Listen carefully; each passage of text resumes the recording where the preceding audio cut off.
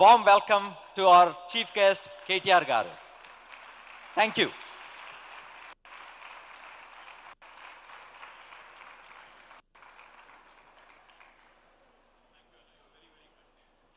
Thank you. Should we just... మీరు ఒక 10 నిమిషాలు మాట్లాడిన తర్వాత దేశ్ వస్తుంది. He'll come up and then he'll moderate. Thank you. Andarki namaskaram. A very good morning to all of you. Firstly, I'd like to thank Raju Reddy and the team of KTR Sandbox for inviting us over to Nizamabad. It's always a pleasure, always, a memorable experience meeting with Raju, Desh, and the entire team, that inspired this wonderful facility being created here in Nizamabad, the KTR Sandbox. Also wanted to ensure, to all the distinguished delegates and others who have come from various parts of the world and also various parts of India. Welcome to Telangana, welcome to Nizamabad. Our Honorable Minister for Roads and Buildings, Shri Prashant Reddy, the District President of Nizamabad, Shri Jeevan Reddy, Honorable Chairman for RTC and MLA Nizamabad Rural, Shri Bajireddy Govardhan Garu, Honorable MLA Nizamabad Urban, Shri Ganesh Gupta Garu, Honorable MLA Bodhan, Shri Shakil Garu, Honorable Member of Raj Sabha, former Speaker, Shri KR Suresh Reddy Garu, Honorable MLC D. Rajeshwar Rao Garu, Honorable MLC Gangadhar Gaud Garu, Honorable ZP Chairman Vittal Rao Garu, Honorable MLA from Kodad, Shri Mallaya Yadav Garu, Honorable former MLC Shri Narsi Reddy Garu, Honorable DCCB Chairman Shri Bhaskar Reddy Garu, to all the distinguished, members who are also present in the audience, to the district administrators, officials, to my friends from media, a warm welcome to all of you. I love the theme of this event, development dialogue. I think a country like India, which has the largest population on the planet now, we just surpassed China. For those of you who are not aware, we just, I think, surpassed China last week or 10 days ago. We have the largest population on the planet now. We're the country with the largest population on the planet. Most importantly, this population, if you look at it, 50% of India is less than the age of 27.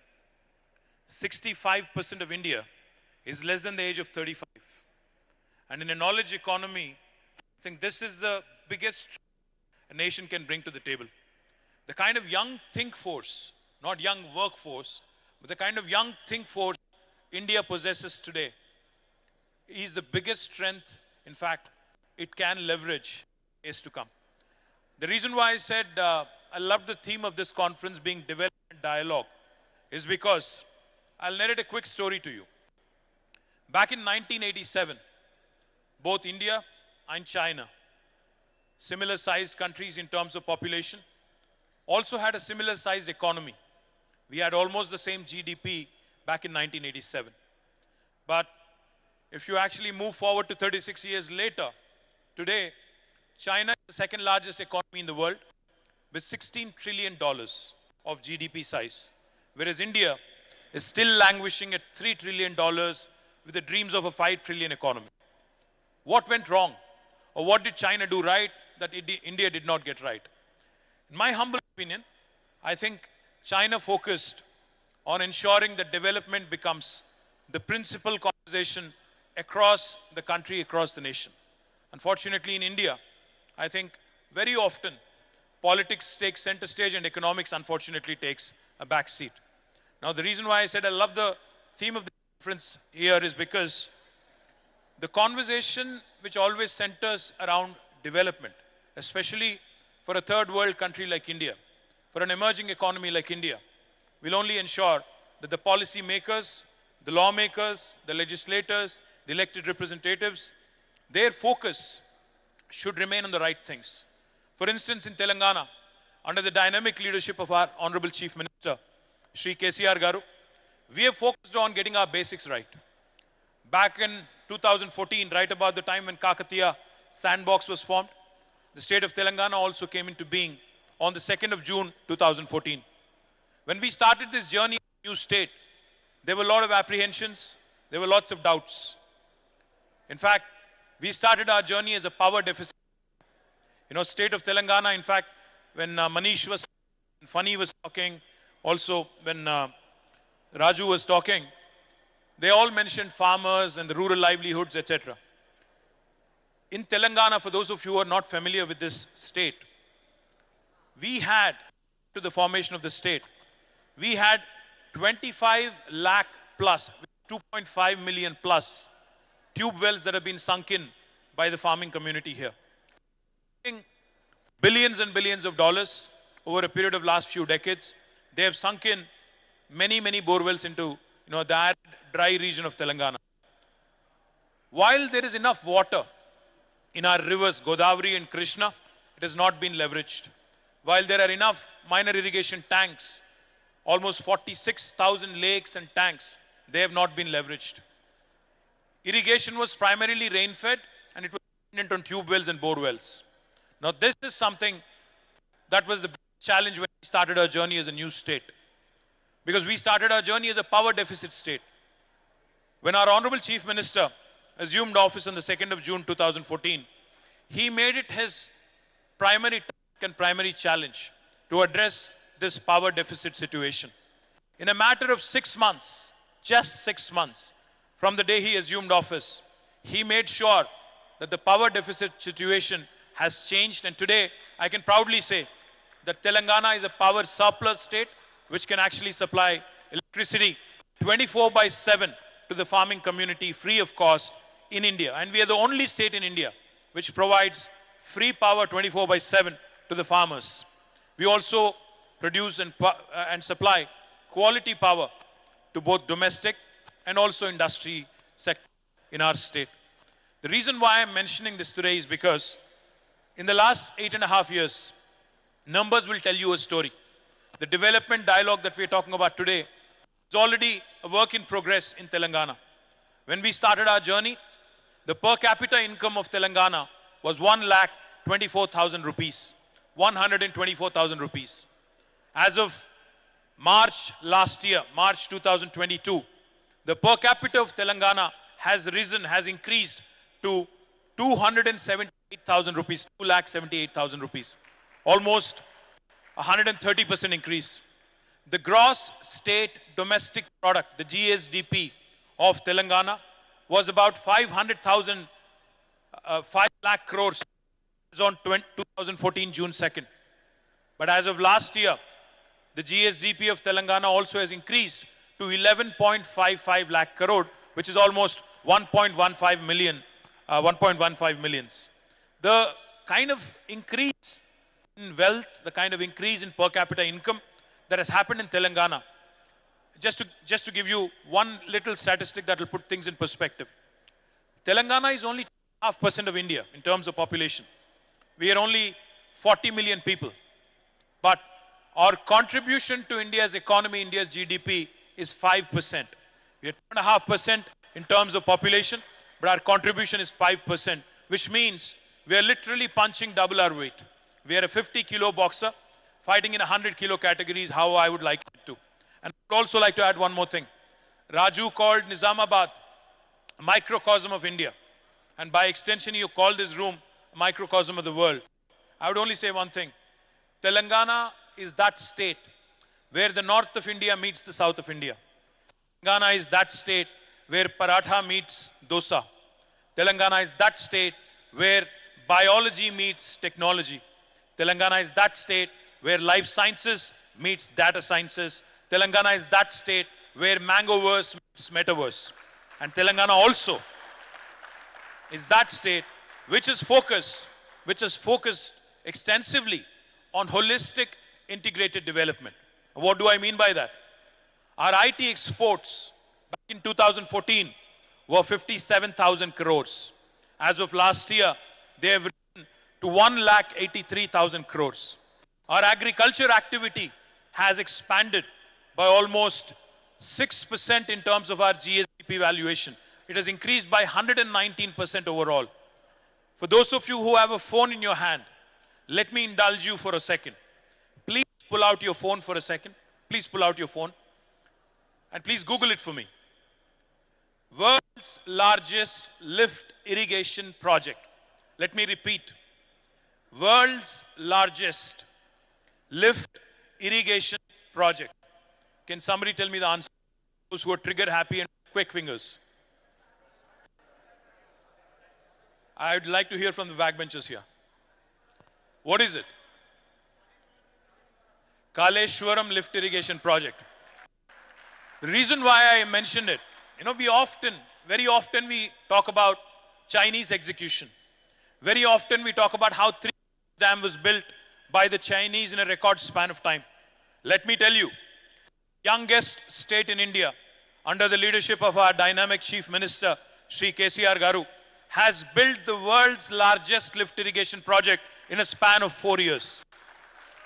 Indian engineers, the engineers of Telangana, have made us proud. We have built this project which irrigates 45 lakh acres of land, which has also rejuvenated the Sri Ram Sagar project right here in the Nizamabad, in the neck of the woods in Nizamabad. And most importantly, it also caters to industrial consumption, and it also supplies drinking water to the metro city of Hyderabad, which contributes significant portion of our GSDP. I'm not sure how many of you know this. Not only is Telangana home to the world's largest lift irrigation project, India recently completed 75 years of independence. We are the first state in India to have completed a mammoth, a Herculean task of providing a portable drinking water connection to each and every one of our 1 crore households under a project called as Mission Bhagirath. We are the first state to have completed it. And when we were laying the water pipeline, which almost ran for more than 100,000 kilometers, 1 lakh kilometers plus of water pipeline, along with it 19,000 reservoirs, and along with it number of pump houses and everything else that goes with it. Let me also tell you, we have leveraged, there is a very popular word in India called as jugaad. Jugaad basically means hustle. Jugaad basically means hustle. What we did in Telangana is something ingenious. When we had to dig and trench the entire landscape and lay almost 100,000 plus kilometers of pipeline, we decided that we'll also combine the fiber optic cable in the same trench that we were digging for the water pipeline. Thereby, Telangana will also become one among the first states in India to be providing 100 Mbps broadband connection to each and every one of our 10 millions. This is unique because the pandemic has shown us what can be done by way of e-commerce, by way of e-health, by way of digital education, and by way of digital empowerment at large. So my humble request to those of you who are not familiar with the brilliant story of Telangana, that is the reason why I call my state the most successful startup of independent India in the last 75 years. I can narrate many more other fantastic achievements of the state, but I'll leave it at that because I know we're short on time and we already showed up late. So let me thank Raju and the entire team of Kakatiya Sandbox for this wonderful opportunity.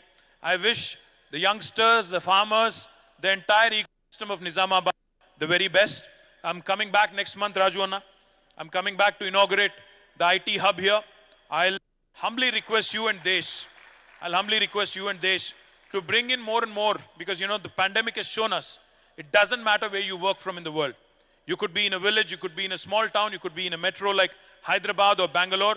I think now in a digitally connected world, in a world where youngsters from tier 2 towns actually have more fire in their belly, we need to ensure that the rural innovators, the social innovation, the tier 2 town innovators from Nizamabad, Khammam, Nalgonda, Mehboob Nagar are all given ample opportunity and equal opportunity to ensure we create a level playing field. So I thank you for this opportunity. I thank all of you, in fact, for giving me this opportunity. And I once again welcome Desh and Raju back onto the dais.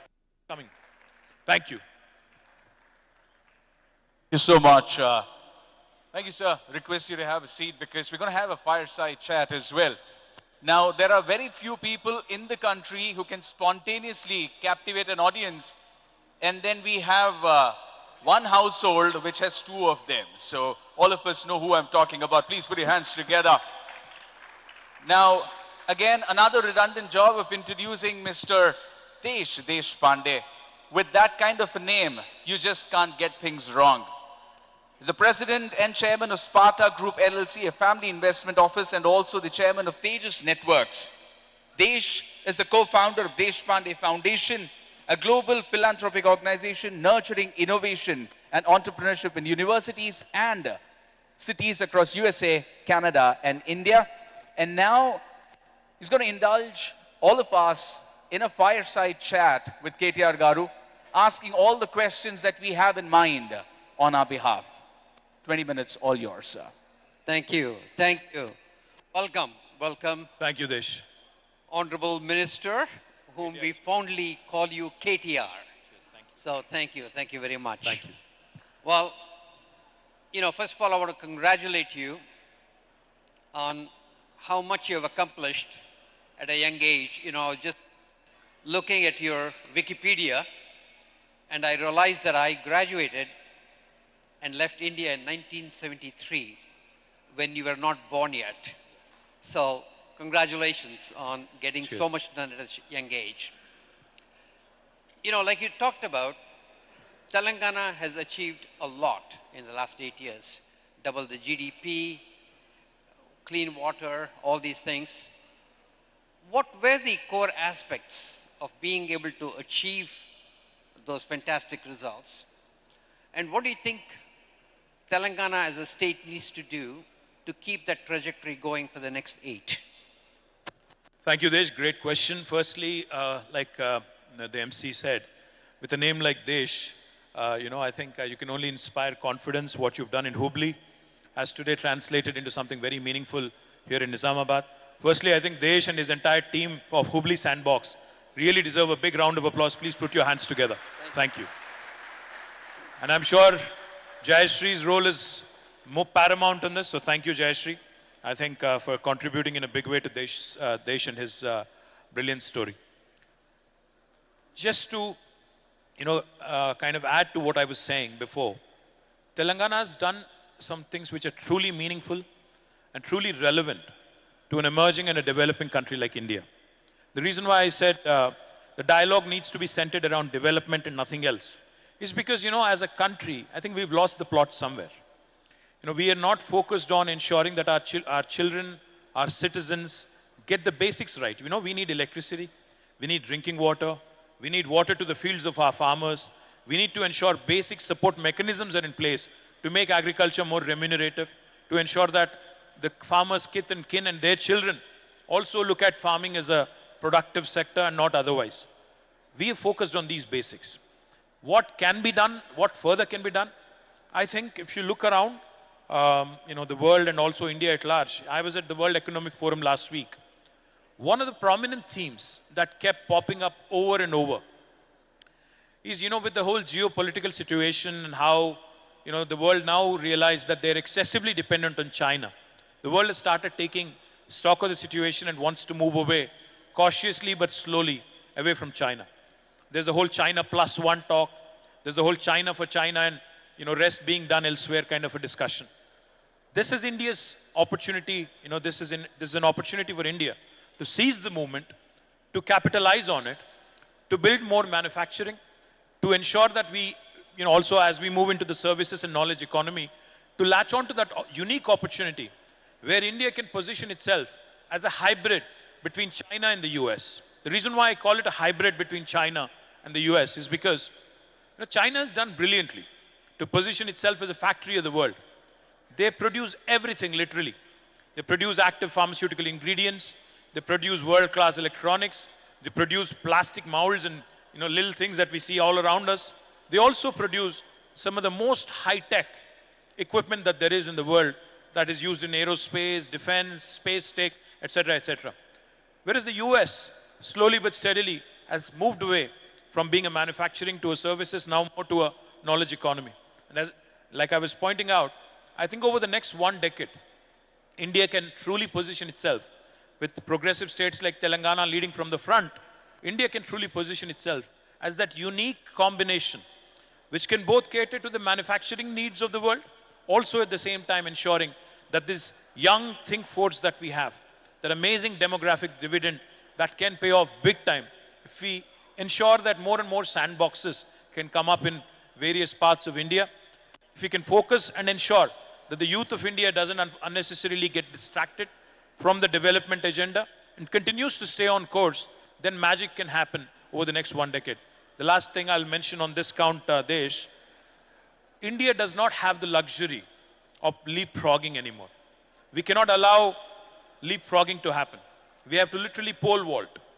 Because what US was able to achieve in the last, say, 1 century or so, what China was able to achieve and accomplish in the last 2 decades or so, India has to do that in 1 decade. And that is the window of opportunity that India cannot miss out. And more such unique opportunities where ecosystem and multilateral, cooperation opportunities between the government, the private sector, the academia. If this kind of conversations can happen more often with tangible outcomes, with tangible metrics, then surely India will actually get onto that proper direction and proper dialogue. No, totally agree with you. Also, I'm a big believer of democracy. It's it's very messy process, but it has an ability to include everybody and do the inclusive growth. In fact, I remember in 1980s and 90s, somehow there was a feeling that Japan had won and US was going to lose. And it's amazing what they did over the next 20 years. They just reinvented themselves. And similarly, they will. And the geopolitics offers a fantastic opportunity for India. And also, it's very heartening to see, for example, India really stand up and start making iPhone 15s, which is one of the most complex technologies. So the fact that they can master these things, I totally agree with you. How important do you think is the inclusive growth to be able to achieve the dream? Democracy is good. I completely agree with you. But demagoguery is not. Democracy is possibly our greatest asset, besides the think force that I just talked about. But demagoguery and, insulting our institutions, insulting our own people, dividing people in the name of religion, etc., can never make India, can never propel India into the first world orbit. What can aid, the inclusive growth opportunity that you just discussed, that you just mentioned? I firmly believe 3I. Honorable Prime Minister had called all the political party representatives a couple of years back for a dialogue. I told him one thing on behalf of my party, the Bharat Rashtra Samiti. I told him, sir, the 3I mantra needs to be followed. First I is innovation, second I is infrastructure, and third I is inclusive growth. Unless you mix these 3 I's and come out with a very unique model, because if you think about it, young Indians today, with the kind of access they have, we are all drowning in information, but like they say, we are all, grasping for knowledge and grasping and clutching for wisdom, I guess. Young Indians today have the access to the information, have amazing ability to also solve the world's problems. And they have stars in their eyes, they have the ability to really come out and, aim big at the globe and, solving global issues. Provided we give them platforms to actually, provided we give them wings to their dreams. So in Telangana, we founded what is called as T-Hub, which is the world's largest technology incubator now. Not only did we find the T-Hub, not only did we set up the T-Hub, today Telangana is uniquely positioned with women entrepreneurship hubs called as a V-Hub. We also have created TSIC, the Telangana State Innovation Cell. In fact, Funny is here. He was our Chief Innovation Officer of the state of Telangana for a very long period. I'm thankful to him for that. And also, we have created a number of institutions, including a very important institution called as TASK, the Telangana Academy for Skills and Knowledge. Unless you have your youngsters gearing up for the opportunities the world is going to present to you, unless you are able to latch on to them, unless you are able to actually, leverage that opportunity, you'll not be able to do much. So innovation and the kind of platform government can create as an enabler is extremely important. Infrastructure is equally important. The fact that today you can travel from Hyderabad to Nizamabad in about 3 hours, and probably in days to come with high-speed rail connectivity in half an hour's time is what is going to be a game changer. Then it doesn't matter where you live and where you work. You could be living in Bangalore and working in Hubli. You could be living in Nizamabad and working in Hyderabad. So the kind of infrastructure that India needs as a country is something that governments and private sector both have to focus on. Not only national highways, rapid rail connectivity, also ensuring digital infrastructure is in place so that it becomes a level playing field irrespective of which town and which village you reside in. The third and most important thing, if you ask me, India is a country which is full of diversity. Everything in India changes every 150 kilometers. The language, the dialect, the eating habits, the way you think, the cultures, etc., etc. India has 22 official languages, 300 unofficial languages.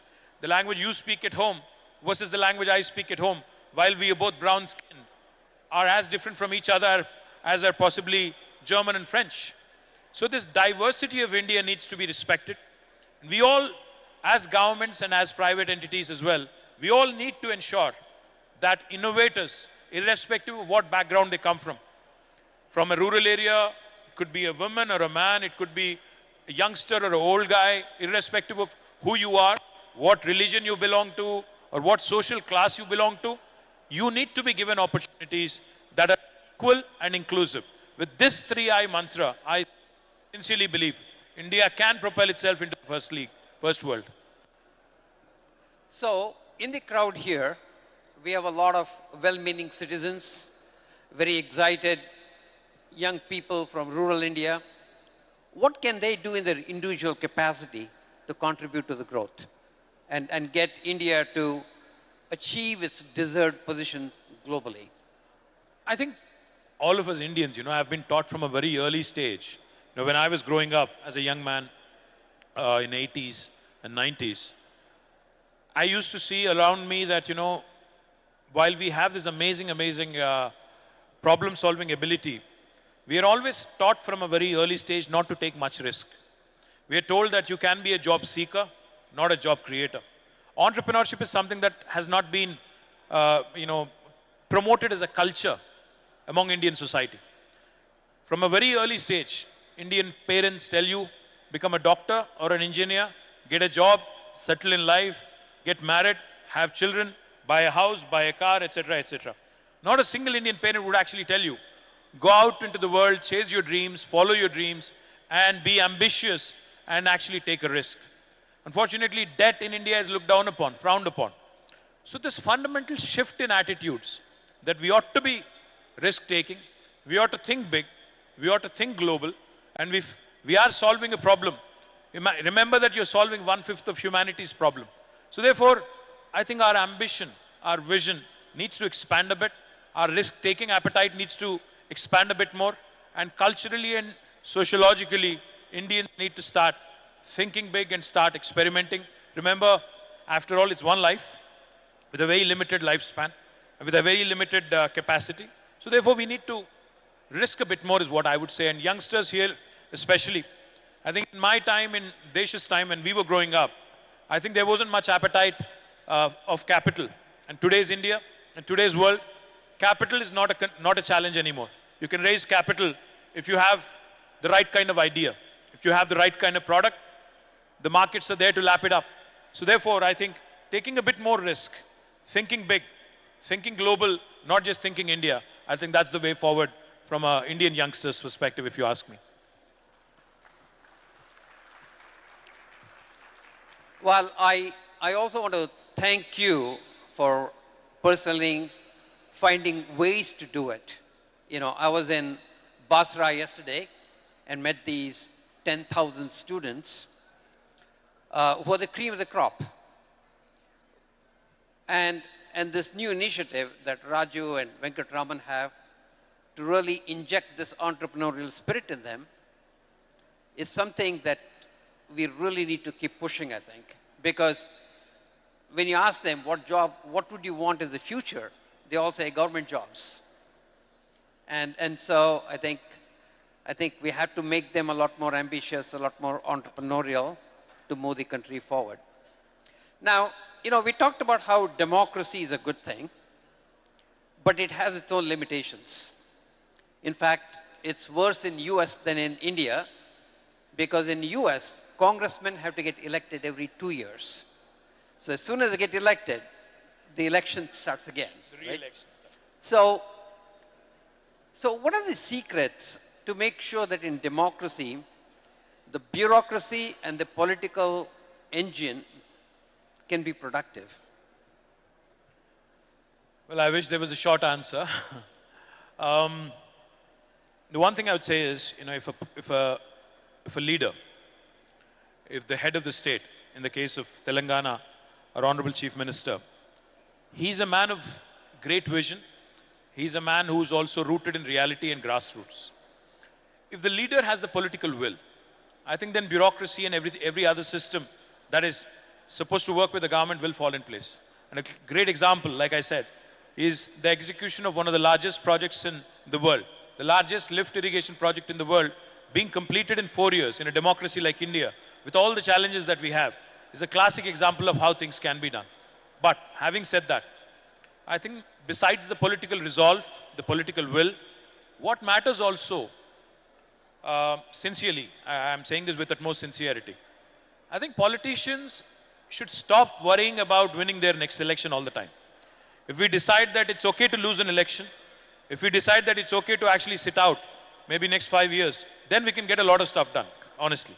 Otherwise, you're always sucking up, you're always trying to win the next election, you're always trying to do what is more popular than what is right. So therefore, I think that fine balance that is missing is something that India needs to find. Unfortunately, it's easier said than done, but I think there will come a time when development will take center stage and not halals and hijabs and other nonsense. And then I think India will actually move forward in the right direction with the right kind of intent and with the right kind of goals. Yeah, thank you. Thank you. Well, we have 5 more minutes with KTR. So if any of you have your questions that you want to ask him, please come forward and maybe we can ask them 1 or 2 questions. So please stand up and come here in the front so that we can bring a mic to you because we don't really have a lot of time.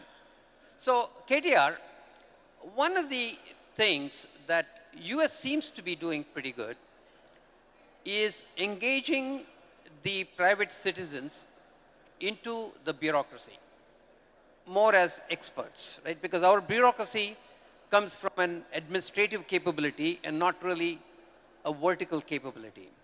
I know you're trying that with people like Funny and so on. How can we make more of that happen? Great question, Desh. In fact, in Telangana, not only we have Funny, but in fact, my entire Department of Industry and Commerce and IT, Information Technology, has almost 15 different very bright young people from the industry who are working in various very senior positions. In fact, one of the gentlemen is working with us for the last 8 years, who is heading now our director as Director of Electronics and Semiconductors, is currently in the US. So what we've done in Telangana consciously is we've co-opted for the best of the talent that there is in the private sector. We have invited them to be a part of the government and use this lateral entry as an opportunity to ensure that we get the best expertise. And I think you rightly pointed out, bureaucracy in India is more of an administrative capability. And bureaucrats in India are using to sit in their ivory towers and with all the entrepreneurs coming to them and literally pleading with them, ki sir ye kar do. Unfortunately, unless we change that mindset a bit by pushing them more aggressively, by ensuring that they also get exposure to the private sector. In fact, if you ask me, I would send most of my bureaucrats into the private sector for a couple of years so that they understand what the other side of the table looks like. So therefore, I think a mix of both, sending our bureaucrats and bureaucracy into the private sector for a bit and also getting the private sector into government sector to co-opt them, I think is the right model. And way forward, I would imagine more and more positive outcomes with measurable goals, like how you do your performance appraisal. Yeah. Now that sort of a system also needs to be brought into government, and I think a combination of all this would really help. Yeah. Oh, that would be fantastic. So, any Hi. questions? Yeah. Yes. This is a fast-growing state. I was born in Hyderabad. My name is Sandhya Prakash. My question to you is, what is the program or the plan to have women leaders in the state of Telangana or all over the country as well? What would you see is the vision where more and more women can be there, represented, elected representatives as well, and also at the MLA level and other areas? So is there Soumya, a right? proper plan? You said Soumya, right? Sandhya Prakash. Sandhya. Thank you, Sandhya. Great question. See, honestly, we have not done enough justice. I'll not give you a fake answer. We have not done enough so far. There's still a lot of room. But I'll only urge one thing of women leaders and women representatives. See, today in Telangana, we have 50% of women representatives in both Gram Panchayatis, municipalities, and Zilla Parishads. We have 32 Zilla Parishads, 142 municipalities and urban local bodies, 12,769 Gram Panchayatis. We have 50% women leaders there. But in the legislature and the parliament, in legislature we have 119, MLA seats, 120 rather, out of which we only have 6 women legislators. And in parliament again, out of 543, I'm not sure how many women parliamentarians are there. The only way we can change this is, of course, continuing to push and maybe bringing in legislation. The 33% reservation bill that was talked about, because affirmative action, no matter wherever in the world, be it in the US or be it in a developing country like India, the one way things can happen is by way of legislation. My party, led by our Honorable CM, has always wanted the 33% reservation bill to be tabled. So hopefully, the day is not far, hopefully, like I said, because unfortunately, we don't run the government of India now. So whatever was within our purview, we brought 50% reservation there. But I hope and pray that government of India also will wake up and bring in this legislation. In the meantime, I promise you that next election, we'll start looking at more representation of women. But these women leaders also will have to come from within the ranks. You cannot be staying away from politics for 4.5 years and coming to us in the last 6 months and saying, listen, I need a seat because I've done some good work elsewhere, not in your political party maybe, but elsewhere. So I think a lot of pressure also has to come from within the ranks, and that sort of pushing the envelope has to come from within and not from outside. That's what I would think. Thank you, KTR. Thank you, Sandhya.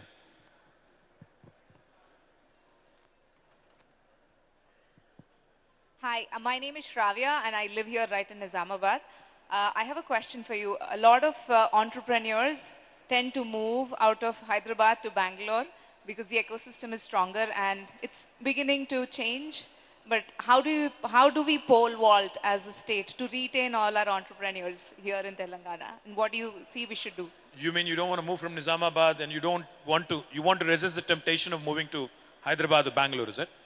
Yeah, I want to know what is it that the state can do to retain talent in Telangana, be it Hyderabad, Nizamabad, wherever, and stop them from going away to Bangalore. You know what? I think it's a bit regressive to do anything coercive to stop people from migrating. No country has succeeded doing that. China has tried very unsuccessfully to contain people from urbanizing because they realize that urbanization is a real problem, suburbanization is a real problem. But coercion does not work, Shravya.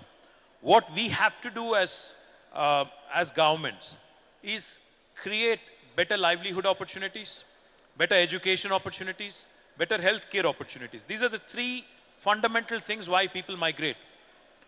Better livelihood is why most of the students go to the US and UK and elsewhere, because they believe a United States degree, including myself, I have been to the US and I've gone to school there. Why do we migrate? Why do we actually go abroad? Because we believe that the degree that is conferred on by those universities actually holds a better value. So unless we compete with them and create better institutions, we cannot contain them. Likewise, why does somebody from a small village move to Nizamabad? Why does somebody from Nizamabad move to Hyderabad? And why does somebody from Hyderabad move to US? See, this is a process. This is a journey. What we have to realize is human beings by nature are in constant pursuit of excellence, are in constant pursuit of social empowerment and economic empowerment. You can't find fault with the human nature. But at the same time, those such as yourself or Manish who said, it's not just the pursuit of economic empowerment, but pursuit of purpose, pursuit of happiness, can stay put wherever you want, provided, as a government, I can give you better education opportunities, healthcare opportunities, and livelihood opportunities. So this is a continuous endeavor. And I don't think any government has cracked it across the world, not in India. So it's a continuous process, and I would sincerely think it's regressive to actually say, to put an embargo and say you can't move. That's not the right way to handle it, is what I personally believe. Cheers. Thank you so much. Thank you, Shravya. Sir, hi sir. I am Srinivas. I am MJNF fellow. So we are working in each of the districts, working on skilling ecosystem of the district. At the grassroots level, we prepare DSDPs and all. So I have compared the Telangana innovation ecosystem, which is like fast growing, with the existing ecosystem of Karnataka, and I found out that we are moving very aggressively in comparison. So similarly, when it comes to skilling ecosystem, it is an integral part of the innovation ecosystem. So how is Telangana state looking forward to like enhance the skilling ecosystem for entry level jobs other than the task? Task is looking for IT and electronic sector, but there are many other sectors where industries require a lot of manufacturing workforce. You said Srinivas, right? Srinivas. Yes. Srinivas, great question. We have a very unique challenge, Desh, in our state. In fact, a lot of youngsters from Nizamabad, they migrate to the Gulf, to the Middle Eastern countries in search of livelihood. Whereas in Nizamabad fields, or if you go to Kamareddy fields, or even my district, which is very close, in Sirisila, you have workers coming from other states in India to work here. It's a very unique challenge we have, especially the vocational kind of courses, the plumbing, the electrician, the fitters, the carpenters, the gentlemen who are involved, the workers who are involved in construction industry. They come from every nook and corner in India. But whereas the Telangana youngsters are going to the Gulf. It's a very interesting problem, very interesting conundrum, if you ask me. The only way I see this changing, in fact, as I was walking out of the helipad, I saw a beautiful new building being built right next to the collectorate. So I asked my Honorable Minister, Prashant Reddy Garu, I said, what is this building? He said, it is the National Academy of Construction building, NAC building. And NAC building that is being built in Nizamabad will ensure that besides tasks like the one you just mentioned, all of these vocational courses are given due importance, are going to prepare a skilled workforce, which will help us possibly take opportunities in these spaces that I just mentioned. But that's just not enough. There is the polytechniques, there is the ITIs. Unfortunately, we have not focused enough on them, but we are getting to that stage where we'll probably start looking at more and more internships, apprenticeships, and practice school kind of an option, where we can have these children working, doing their diploma courses, work in the industry for about 6 months, gain practical exposure, so therefore become more readily employable by the time they graduate. A combination of all these, I think, will encourage our local youngsters get better employment opportunities. Yeah? Thank you, sir. We are happily looking forward to engage in that kind of Thank you, ecosystem. Sri. Thank you. Thank you. So, of the 4 questions that we, just a second, sir. Of the 4 questions, as you said, little things in our control. Would like to get another lady to ask a question. Yes, go ahead. Hi, my name is Hannah. I'm from Minerva University. I'm one of the exchange students here. I was wondering if people going through public education, higher public education, as compared to private education, do get the necessary skills to be the future entrepreneurs and skilled workers, whether they have skills that are on a competitive level with those who graduate private institutions. Great question. I didn't get your name. Hannah. Anna? Hannah. Hannah. Hannah, great question. I'm pretty sure, I'm going to go on a limb and take a guess, that both Raju and Desh went to a government school. Am I right, or did you go to a private school rather? You did. See, these 2 gentlemen who've made it big in their life and who are now giving back to their cities, Nizamabad and Hubli, have both gone to a public school, not a private school. So, it doesn't really matter whether you go to a public school or a government school or a private school, as long as, you have the ability to imbibe, learn, and be ambitious in terms of your worldview and world outlook. Because I know of a number of leaders, including our chief minister, who's actually gone to a public school and has become what he has become as a first generation politician. So no matter what you want to achieve in life, be it a top-notch leader in public life, a politician, a bureaucrat, or an entrepreneur, I think what matters is how well you imbibe those skills and not otherwise, and where you imbibe them from. So I hope I answered your question partially at least. Cheers. Thank you. Hannah, also I'd like to add that the fact that you are coming to India and spending 3 months will make you a better entrepreneur. So why is it that people from Nizamabad do well in Dubai, people from Orissa do better in Nizamabad? Because out-of-box thinking is very natural for people when they come from a different place. So what we need to do is to inject all of that training into education systems so that people can think out of box, living exactly in the box. They don't have to go far away to learn all this, but having a conscious way of exposing people to different experiences is what makes them creative. And so, fantastic. Thank you. Thank you very much. You know, I think. Thank you so much. Request Mr. Desh to stay on stage and also felicitate KTR Garu. Thank you so much, KTR Garu, for your time and patient hearing to all the questions and responding to all of them in your trademark style. Right? Thank you, Chief. Thank you, thank you, thank you. Right? Okay, so KTR Garu is now moving to the agri sector where he'll be interacting with all the farmers there. And we will continue with our interaction.